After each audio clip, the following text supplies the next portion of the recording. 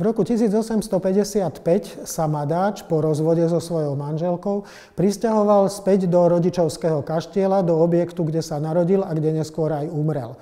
Preto, aby tu mohol bývať, upravili istú časť, bolo to východné krídlo pôvodného rodičovského kaštieľa, a z bývalej kuchyne a priľahlých miestností vznikol jeho apartmán, jeho obydlie, jeho obytná izba, jeho spálňový výklenok a izba, kde pracoval. Všetky tieto miestnosti boli navzájom pospájané buď len jednoduchými dvermi, alebo len otvorom v stene.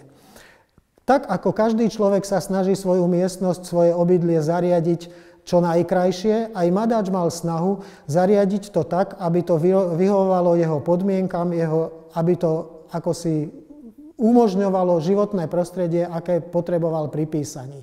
Na stenách boli zavesené obrazy.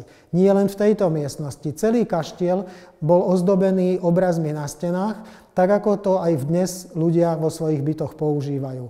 Boli tu obrazy najmä rodinné portréty predkov, ale boli aj krajinky, napríklad anglické, švajčiarske, alpské. Boli tu aj obrázky, ktoré malovala Madáčova mama, a boli tu aj obrázky, ktoré boli zvlášť zaujímavé pre Madáča, napríklad Hogartova rytina z londýnskeho prostredia, nejaké scény, napríklad upálenie Jany z Arku.